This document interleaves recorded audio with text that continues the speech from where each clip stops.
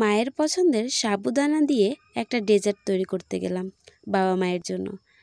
কিন্তু আজকে কি ভুল করেছি পুরোটাই বলে দিব। পুরো ভিডিওটি না টেনে দেখবেন। হাই এভরিওয়ান, আসসালামু আলাইকুম, welcome back to my channel Poppy's cook and craft. এখানে আমি 1 কাপ পানি দিয়ে দিলাম এবং হাফ কাপ চিনি দিয়ে দিয়েছি। এবার এর মধ্যে কিছুটা দিয়ে দেব ভ্যানিলা এসেন্স, আপনাদের লেবু থাকলে লেবুর রস দিবেন।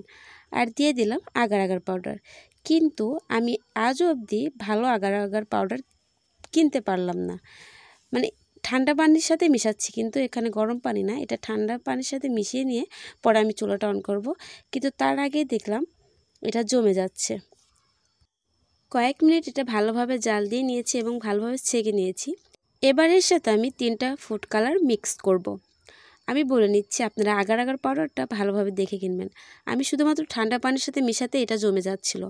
আমি এর প্রথম যেবার আগার আগার পাউডার ইউজ করেছিলাম, সেই আগার আগার পাউডারের মতো আগার আগার পাউডার আর আমি খুঁজে পাচ্ছি না। আপনাদের কারো জানা থাকলে আমাকে কমেন্টে জানাবেন। তো আমি 3টা ফুড কালার ভালোভাবে মিক্স করে এটা ফ্রিজে নর্মালে রেখে দিব জমে যাওয়ার জন্য। আপনি যদি আমার চ্যানেলে নতুন দর্শক হয়ে থাকেন তাহলে অবশ্যই আমার চ্যানেলটি সাবস্ক্রাইব করবেন এবং আমার পাশে থাকবেন। আমি এটা জেলো বানাচ্ছিলাম।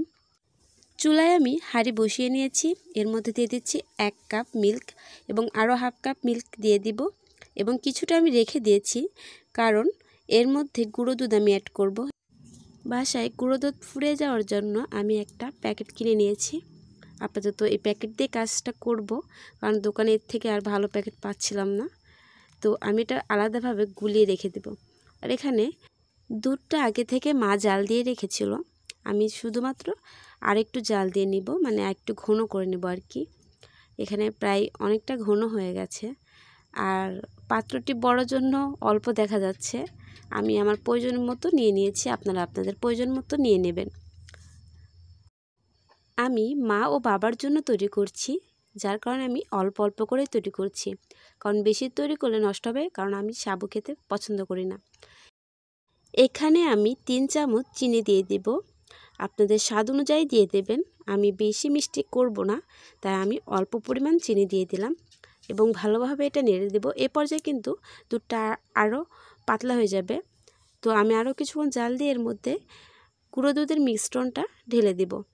আর কিছুক্ষণ এটা আমি ভালোভাবে ফুটিয়ে নেব যতক্ষণ না ঘন হয়। ঠান্ডা হলে এটা কিন্তু আরও ঘন হয়ে যাবে, তাই আমি এ পর্যায়ে নামিয়ে রাখবো এবং কড়াইটি পরিষ্কার করে নিয়ে আবারও আমি 2 কাপের মতো পানি দিয়ে দেব। আমি যে পরিমাণ সাগু ইউজ করব তার জন্য 2 কাপই যথেষ্ট। এবার ভালোভাবে পানিটি ফুটিয়ে আসলে এর মধ্যে দিয়ে দেব সাবুদানাগুলো। তো আমি এখানে অল্প পরিমাণ নিয়েছি, শুধুমাত্র মা ও বাবার জন্য। সাবুদানা মায়ের অনেক পছন্দ, তাই মায়ের জন্য একটা ডেজার্ট তৈরি করতে গেলাম। জানি না শেষ পর্যন্ত এটা কেমন হবে, আর শেষ পর্যন্ত দেখতে থাকুন, কেমন হয় জানাবো। তো এটা ফুটতে একটু সময় লাগে, মানে এই সাবুদানাগুলো ফুটতে একটু সময় লাগবে। আমি কারণ ভিজিয়ে রাখিনি, আমার বাবা বলেছিল একটু ভিজিয়ে রেখে তারপরে গরম পানিতে ফুটিয়ে নিতে, কিন্তু আমি সরাসরি দিয়ে দিয়েছি। এটা ভালোভাবে আমি ফুটিয়ে নিচ্ছি।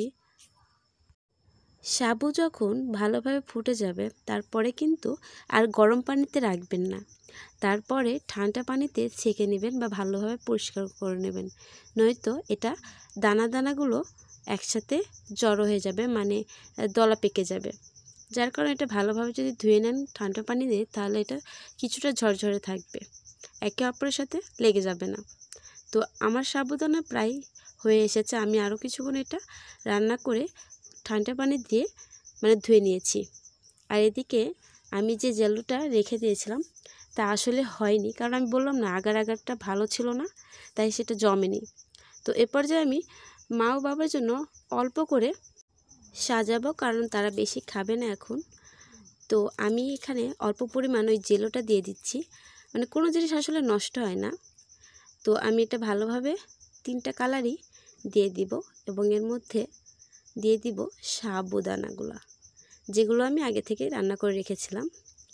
তো পরিমাণ মতো সাবুদানা দেওয়ার পরে আমি যে দুধের মিক্সটা রেখে দিয়েছিলাম সেটা দিয়ে দেব 2 চামচ করে।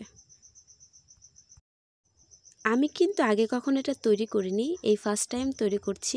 শুধুমাত্র মা বাবার জন্য। তো আপনারা আপনাদের বাবা মায়ের পছন্দ অনুযায়ী তাদের পছন্দটা মানে শুনে নিয়ে তাদের জন্য কিন্তু এভাবে অনেক কিছু করতে পারেন, তারা কিন্তু অনেক খুশি হবে। তো আমি এর মধ্যে আরও কিছুটা জেলো দিয়ে দেবো উপরে ডেকোরেশনের জন্য, এবং এর উপরে দিয়ে দেব আইসক্রিম। এখানে আমি ভ্যানিলা আইসক্রিমটি ব্যবহার করছি। এর টেস্টটা কিন্তু অনেক ভালো ছিল, আমার মায়ের অনেক পছন্দ হয়েছে এবং বাবারও অনেক পছন্দ হয়েছে।